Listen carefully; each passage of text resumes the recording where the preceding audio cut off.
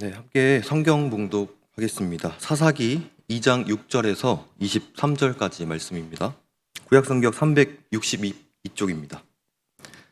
사사기 2장 6절에서 23절 말씀입니다. 한 절씩 교독하도록 하겠습니다. 전에 여호수아가 백성을 보내매 이스라엘 자손이 각기 그들의 기업으로 가서 땅을 차지하였고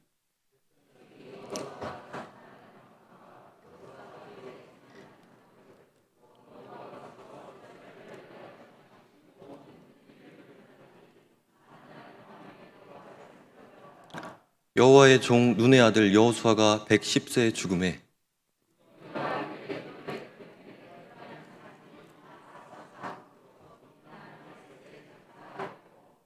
그 세대의 사람도 다 그 조상들에게로 돌아갔고 그 후에 일어난 다른 세대는 여호와를 알지 못하며 여호와께서 이스라엘을 위하여 행하신 일도 알지 못하였더라.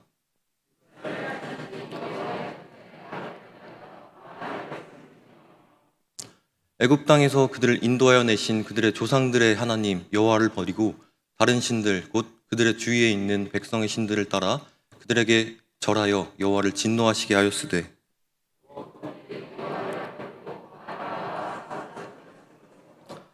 여호와께서 이스라엘에게 진노하사 노략하는 자의 손에 넘겨주사 그들이 노략을 당하게 하시며 또 주위에 있는 모든 대적의 손에 팔아 넘기심에 그들이 다시는 대적을 당하지 못하였으며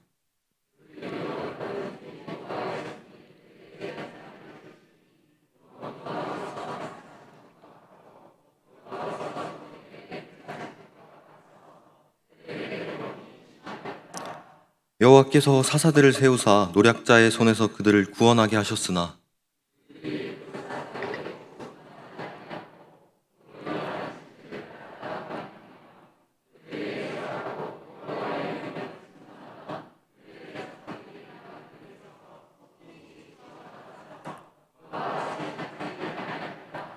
여호와께서 그들을 위하여 사사들을 세우실 때에는 그 사사와 함께 하셨고 그 사사가 사는 날 동안에는 여호와께서 그들을 대적의 손에서 구원하셨으니 이는 그들이 대적에게 압박과 괴롭게 함을 받아 슬피 부르짖음으로 여호와께서 뜻을 돌이키셨음이거늘.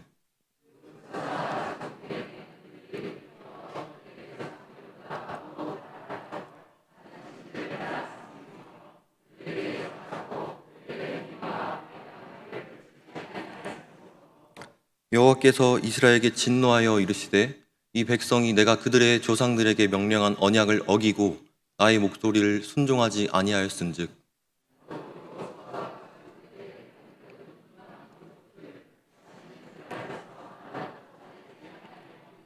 이는 이스라엘이 그들의 조상들이 지킨 것 같이 나 여호와의 도를 지켜 행하나 아니하나 그들을 시험하려 함이라 하시니라.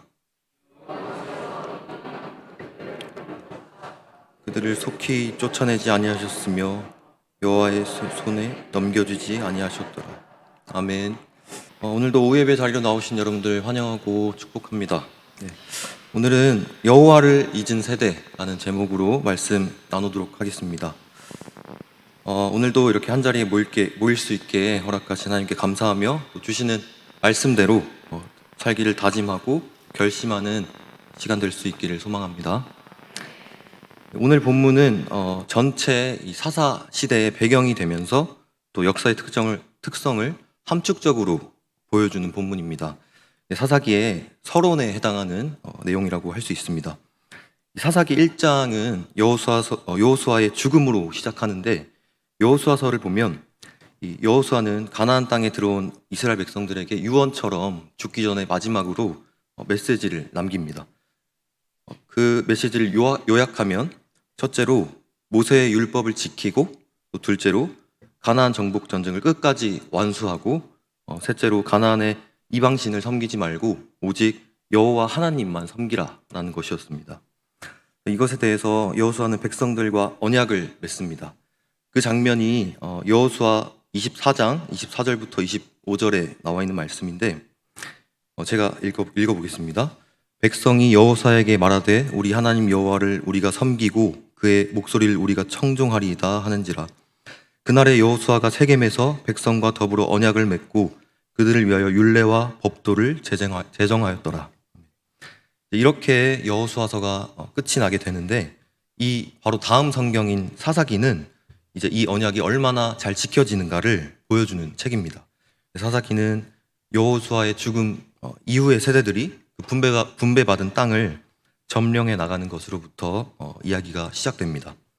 이스라엘 백성들은 처음에는 굉장히 의욕적으로 정복 전쟁에 나서지만 가면 갈수록 하나님 말씀대로 행하지 못하면서 정복에 실패하고 불완전한 정복으로 그치고 말게 됩니다.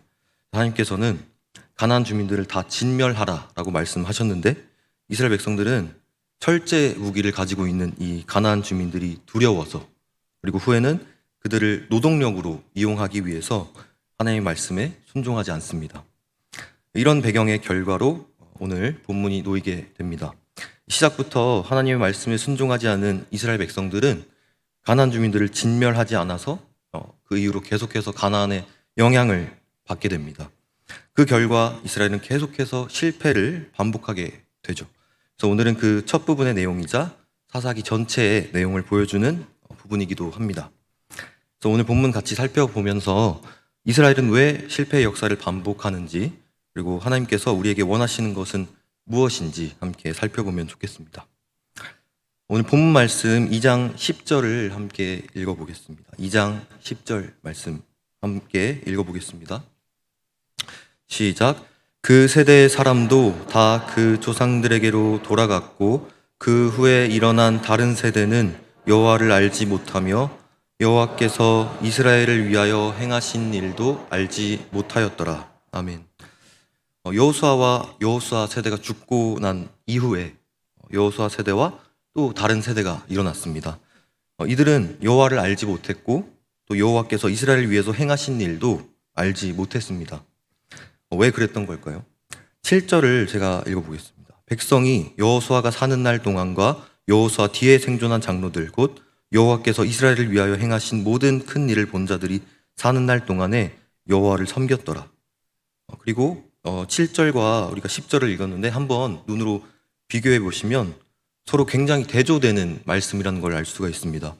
여호수아 세대는 정복 전쟁을 하면서 하나님이 어떻게 이스라엘 백성들과 함께 하시는가, 이것을 생생하게 지켜봤던 세대입니다. 그냥 지켜본 것뿐만이 아니라 여호와께서 이스라엘 백성들을 애굽에서 이끌어내시고 또 요단을 건너게 하신 것, 그것도 알았고, 또 가나안 정복 전쟁을 벌이면서 하나님의 그 도우시는 손길을, 또 그 능력을 여러 번 경험한 세대였습니다. 그러니까 당연히 하나님의 살아계심을 부인할 수가 없는 세대였던 것이죠. 그러면 여호수아 이후의 세대는 왜 여호와를 알지 못했던 걸까요?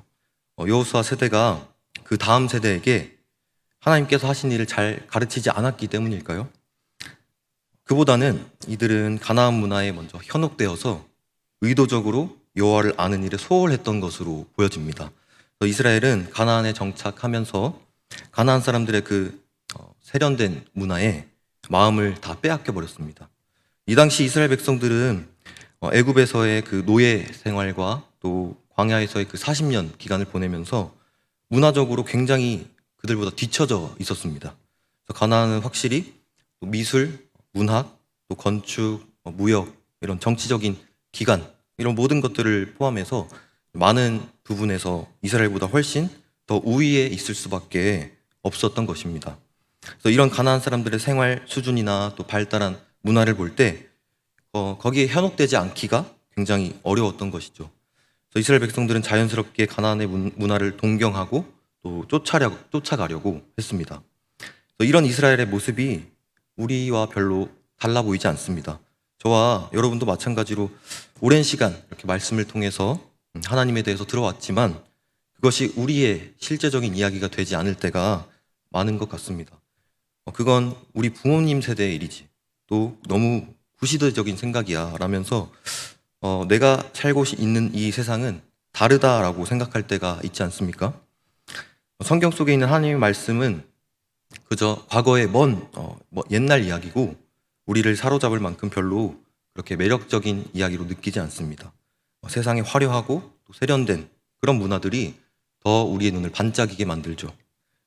그리고 그것들로 우리가 정말 살아갈 수 있을 것만 같습니다. 그래서 우리는 하나님을 아는 일에 계속해서 소홀해지고 또 세상을 아는 일에 더 열심을 내게 됩니다.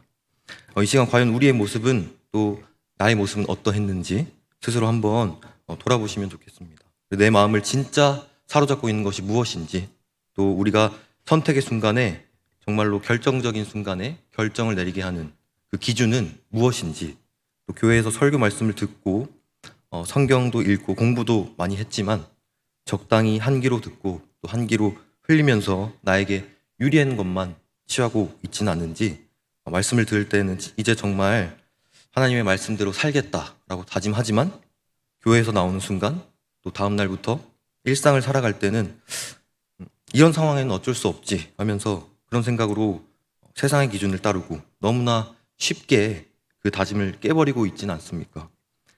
과연 얼마나 하나님을 알고 또 하나님을 아는 일에 힘쓰고 있는지 생각해 보시면 좋겠습니다. 하나님을 안다는 것에 좀 더 정확한 의미를 보면 2장 10절에서 여호와를 알지 못하고 여호와가 이스라엘을 위하여 하신 일도 알지 못한다라고 말씀하고 있는데, 여기에서 이 안다라는 말의 원문의 의미는 그냥 내가 들어서 머리로 안다라는 의미가 아닙니다. 내가 직접 경험해보고 안다라는 의미입니다. 들어서 아는 것과 내가 직접 경험하는 것은 그 알매의 질 자체가 완전히 다른 일입니다.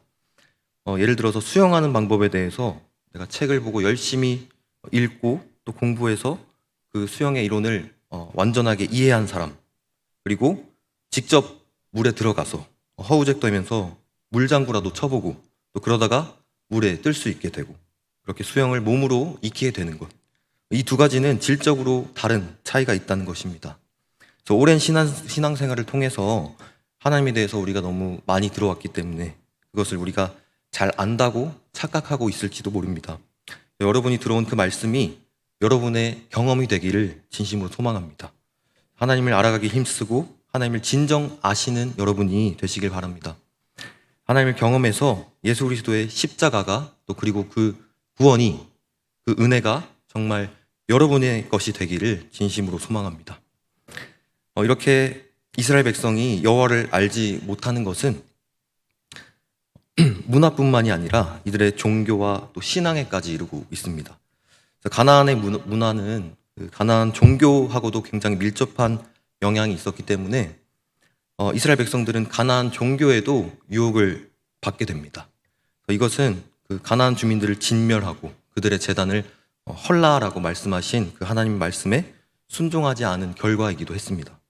이스라엘 백성들은 지금까지 수백 년 동안 이집트에서 노역을 했었고 또 그 애굽 땅을 탈출한 뒤에도 40년 동안 광야를 계속해서 떠돌아 다녔습니다.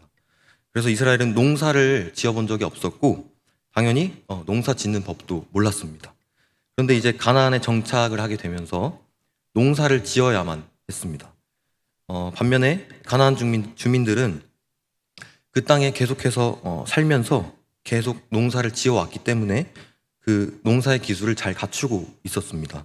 그래서 이스라엘 백성들은 가나안 주민들과 언약을 맺고 서로 도움을 주고받으면서 정착하기 위해서 이 가나안 주민들을 진멸하라라고 하신 하나님의 명령을 일부러 따르지 않았습니다. 농사에서 중요한 건 물론 이 농사를 짓는 기술도 중요하지만 그것보다 더 중요한 것은 농사가 잘 될 수 있는 날씨와 환경입니다. 요즘은 비닐하우스도 있고 또 발달된 농법도 있지만 이 당시에는 그렇지 못했습니다. 아무리 좋은 기술을 가지고 있어도 비가 너무 많이 오거나 또 오지 않으면 그 해 농사를 다 망치게 됩니다. 하지만 이것은 인간의 힘으로 어떻게 해결할 수 있는 문제가 아니죠. 그래서 신이 농사가 잘 되도록 보살펴 주기를 기원했습니다. 그래서 이 당시 가나안은 바알과 아스타롯을 섬겼는데 이 바알은 다산의 신이자 땅에 생명을 부여하는 그 비를 주는 신이라고 믿었고 또 아스타롯은 전쟁과 다산을 상징하는 신이라고 믿었습니다.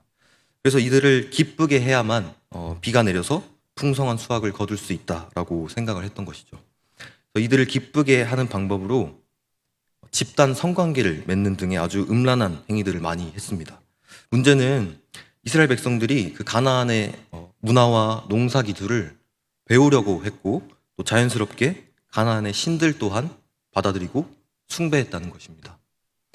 오늘 본문 말씀 11절부터 13절에 걸쳐서 하나님께서 가나안에 들어가면 이런 이방 종교들까지도 다 제거하라라고 말씀하셨지만 이스라엘 백성들은 제단을 헐지도 않았을 뿐만 아니라 심지어 그 종교를 받아들이고 따랐습니다. 11절에서 여호와의 목전에 악을 행했다라고 말씀합니다. 이스라엘은 자기들 눈에 옳은 대로 행하였기 때문에 여호와의 눈에 악을 행한 것이죠. 자기들의 눈에 옳은 것은 무엇이었습니까? 가나안 사람들은 그 땅에 새롭게 정착한 이스라엘보다 물질적으로 풍요로웠습니다. 그리고 그 풍요와 다산을 약속하는 가나안의 신에 미혹되었습니다. 가나안의 신을 따르면 우리도 가나안처럼 풍요로워질 것이다 라는 게 그들의 눈에는 옳게 보였겠죠. 하지만 이스라엘은 애굽 땅에서 인도하여 내신 그 여호와 하나님을 기억해야만 했습니다. 하나님께서 애굽에서 구출하셨고 가나안 정복까지 놀라운 기적과 또 은혜로 인도하셨고 시내산 언약으로 이스라엘과 인격적인 관계를 맺고 계신 그런 분이라는 것을 반드시 기억해야만 했습니다. 그걸 기억한다면 가나안에서의 정착과 농사도 하나님의 뜻을 구하면서 하나님의 뜻에 순종하면서 잘 감당할 수 있었을 것입니다. 또한 이스라엘은 하나님과 맺은 언약의 목적이 단순히 그냥 가나안 땅에서의 물질적인 부를 누리는 데만 있지 않고 여호와의 개인 소유가 되고 또 제사장 나라가 되고 거룩한 백성으로서의 그 소명을 이루는 데에 있다는 것을 깨달아야만 했습니다. 하지만 이스라엘 백성들은 그것을 거부하고 또 쉽게 배울 수 있는 그 가나안의 문화를 선택하는 죄악을 저질렀습니다. 그리고 다산과 풍요를 상징하던 그 바알과 아스타롯을 숭배하는 종교를 따랐습니다. 사랑하는 여러분, 여러분의 눈에는 무엇이 옳게 보이십니까? 여러분이 혹하는 가나안 문화는 무엇입니까? 또 여러분이 따르는 신은 누구입니까?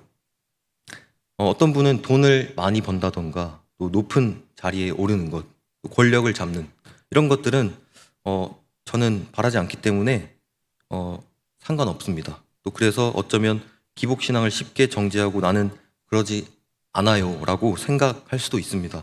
하지만 그렇게 거창한 것들이 아닐지라도 내가 편안한 삶을 누리는 것, 그리고 내 노후가 잘 준비되어 있는 삶, 또 내 한 몸, 내 가족을 건사하기에 충분한 그런 돈과 직장을 추구하고 있지는 않습니까?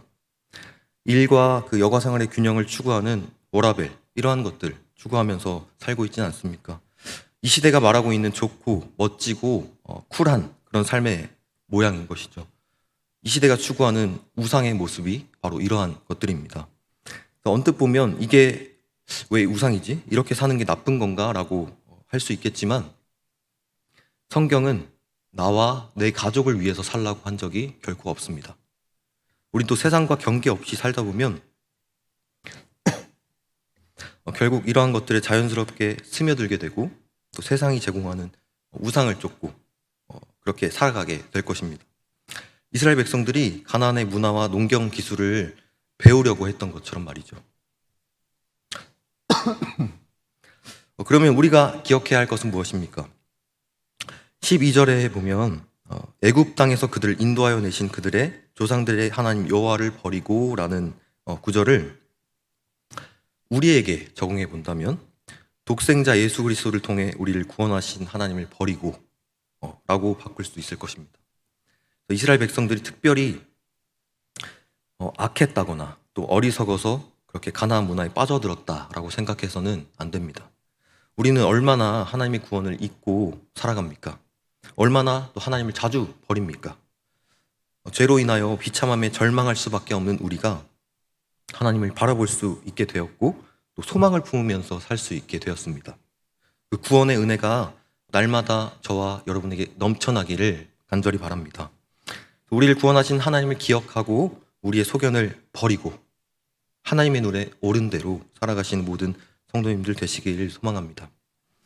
이스라엘이 자신의 눈에 옳은 대로 또 자신의 생각대로 스스로 노력한 결과는 무엇이었습니까? 14절부터 15절 말씀을 우리 함께 읽어보면 좋겠습니다. 2장 14절부터 15절 말씀입니다. 함께 읽겠습니다. 시작. 여호와께서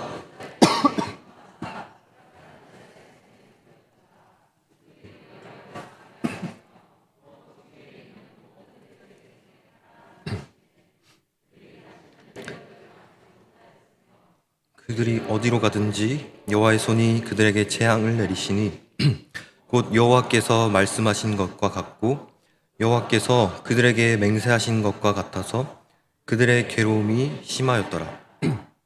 아멘. 네, 하나님의 그 진노의 결과로 이제 이들은 가나안 사람들로부터 계속해서 공격을 당하고 또 그 수고해서 짓게 된 그 농사의 수확물도 그 주변에 있는 부족들에게 다 약탈당하고 맙니다. 하나님을 알지 못하고 제대로 섬기지 않은 그 결과는 결국 괴로움과 비참함 뿐이라는 것입니다. 하나님의 진노와 그 심판으로 인해서 이스라엘은 고난 가운데 슬피 부르짖습니다. 2장 18절에 보면 이는 그들이 대적에게 압박과 괴롭게 함을 받아 슬피 부르짖음으로 여호와께서 뜻을 돌이키셨음이거늘 이라고 말씀하는데요. 이 구절은 출애굽기에서 애굽의 그 압제에 고통을 당하고 있던 이스라엘 백성들의 모습에 대한 묘사와 동일합니다. 이스라엘 백성들이 약속의 땅에서 하나님께 순종하지 못했을 때 이들은 다시 애굽으로 되돌아간 것 같은 그러한 경험을 하게 되는 것입니다. 여기에서 슬피 부르짖다라는 표현이 있는데 언뜻 보면 이 백성들이 하나님께 회개하는 것처럼 보여집니다. 그렇지만 이것은 그저 고통소리, 자기 힘든 그 아픔에 신음하는 그 신음소리를 의미하는 단어입니다. 단지 이스라엘은 자기들의 그 죄에 대한 징계를 받아서 고통스러워하고 있을 뿐인 것이죠. 하지만 하나님께서는 이들의 고통을 보시고 안타까워하십니다. 18절을 다시 한번 보면 여호와께서 뜻을 돌이키셨다라고 말씀하는데 이 뜻을 돌이키다라는 히브리어 나함을 보면 뉘우치다, 또 회개하다라는 의미가 있습니다. 후회하고 돌이켜야 할 당사자는 이스라엘 백성이었지만 오히려 하나님께서 후회하시고 뜻을 돌이키셨습니다. 회개할 이들은 정작 회개하지 않았지만 그러니까 즉 뜻을 돌이키신 분은 바로 하나님이셨습니다. 하나님이 회개하셨다라는 표현이 어떻게 보면 부적절할 수도 있습니다만 오늘 본문에서 진정으로 마음을 바꾸는 그 회개에 가까운 행동을 한 것은 이스라엘 백성들이 아니라 바로 하나님이셨습니다. 이스라엘 백성들을 긍휼히 여기셔서 하나님께서 사사를 보내시고 이들을 그 징계로부터 구원해 내신 것입니다. 구원은 우리의 회개의 대가로 주어진 것이 아니라 하나님의 전적인 은혜로 주어진 것이라는 말이죠. 뜻을 돌이키지 않아도 되시는 분이 우리를 긍휼히 여기시고 우리를 사랑하셔서 그 뜻을 다시 돌이키십니다. 하지만 그렇다고 해서 우리가 회개하지 않아도 된다라는 말은 아닙니다. 하나님께서 은혜로 주신 그 구원을 기억하고 또 우리의 뜻을 돌이켜서 하나님의 뜻대로 사는 그 삶을 살아가야 합니다. 하나님께서 사사들을 세우시고 또 그 사사들이 살아있는 날 동안에 이스라엘이 대적들에게 약탈당하지 않도록 보호해 주셨습니다. 하지만 이스라엘 백성들은 사사에게도 순종하지 않았고 그뿐만이 아니라 우상을 숭배하는 그 자신들의 죄에서도 다시 돌이키지 않습니다. 17절과 19절을 보십시오. 17절입니다. 그들이 그 사사들에게도 순종하지 아니하고 오히려 다른 신들을 따라가 음행하며 그들에게 절하고 여호와의 명령을 순종하던 그들의 조상들이 행하던 길에서 속히 치우쳐 떠나서 그와 같이 행하지 아니하였더라. 19절입니다. 그 사사가 죽은 후에는 그들이 돌이켜 그들의 조상들보다 더욱 타락하여 다른 신들을 따라 섬기며 그들에게 절하고 그들의 행위와 패역한 길을 그치지 아니하였으므로. 아멘. 사사들은 여호와의 그 명령을 순종하던 그들의 조상들이 행하던 길을 가르쳤을 것입니다. 하지만 이스라엘은 그 길을 속히 떠나서 그들의 패역한 길을 그치지 않습니다. 이스라엘이 하나님 말씀에 순종하지 않고 그 언약을 어겼기 때문에 하나님께서는 이방 민족들을 그 이스라엘 가운데 계속해서 남겨두시기로 결정한 것입니다. 그래서 이들을 통해서 이스라엘이 하나님의 말씀을 잘 지키는지 지키지 않는지를 시험하시기로 결정하신 것입니다. 이번 본문은 사사기 전체의 서론에 해당하는 부분이라고 말씀을 드렸는데 오늘 본문을 살펴보면 사사기 전체에서 반복되고 있는 사이클이 있다라는 것을 알 수 있습니다. 그 패턴이 어떤 것인지에 대해서 설명드리자면 먼저 이스라엘이 범죄를 범죄합니다. 그래서 여기에 대해서 하나님이 진노와 심판을 내리십니다. 그러면 그 심판의 고통에 부르짖습니다. 그럼 하나님께서는 이 신음소리를 차마 외면하지 못하시고 사사를 보내셔서 구원해 주십니다. 그런데 여기서 구원받고 그렇게 잘 살아가면 되는데 정신을 못 차리고 또다시 범죄하는 이러한 흐름을 가지는데, 이 순환은 이 사사기 전체에서 6번이나 반복이 됩니다. 왜 이렇게 계속해서 반복이 되었을까요? 그 이유는 바로 하나님을 알지 못했기 때문입니다. 애굽 땅에서 그들을 인도하여 내신 그 여호와 하나님을 잊었기 때문이라는 것입니다. 사랑하는 여러분, 우리 또한 이스라엘 그 실패의 역사를 답습하고 있지는 않습니까? 정말로 여호와 하나님을 알며 또 알기 위한 삶을 살아가고 있습니까? 세상에 우리를 유혹하는 그런 매력적인 것들을 쫓고 또 우리 눈에 옳은 대로 살아가고 있지는 않습니까? 진정으로 우리를 살게 하는 것은 무엇입니까? 우리에 앞서서 먼저 회개하시고 우리를 긍휼히 여기시고 또 사랑하셔서 우리를 구원하신 그 하나님을 기억하십시오. 여호와 하나님은 하나님을 잊은 그 세대처럼, 여호와 하나님을 잊은 세대처럼 그 죄악을 반복하지 않고 우리가 먼저 여호와를 힘써 알고 또 다음 세대에게 온 힘을 다해서 여호와를 기억하게 해야 합니다. 젊은 세대, 또 청년들과 중고등학생, 또 초등학생, 이 젊은 세대가 지금 살아가고 있는 이 시대는 정말 말 그대로 믿음의 전쟁터라고 할 수 있습니다. 앞으로는 점점 더 심해질 것입니다. 그들에게 기독교 가치관이라는 것은 더 이상 아무런 힘을 갖지 못하고 무수한 이 세상 문화와 또 가치관, 또 동성애를 비롯한 그 젠더 의식, 성에 대한 윤리의 타락, 이미 힘을 잃어버린 지 오래인 이런 기독교 가치관, 이런 타락한 세상 속에, 이 타락한 세상 문화의 파도 속에서 우리 젊은 세대가 여호와를 기억하지 못하고 잊은 채로 죄악을 반복하는 여호와를 잊어버린 세대로 두어서는 안 된다는 것입니다. 하나님께서는 여전히 우리의 회개를 기다리고 계십니다. 우리의 뜻을 돌이켜서 하나님의 뜻을 바라보고 또 하나님의 눈에 옳은 대로 살아가시는 우리 성도 여러분들 다 되시길 바랍니다. 여호와를 기억하는 세대로 살며 그것으로 하나님께 영광 돌리는 모든 주의 자녀 되시기를 간절히 소망합니다. 기도하겠습니다.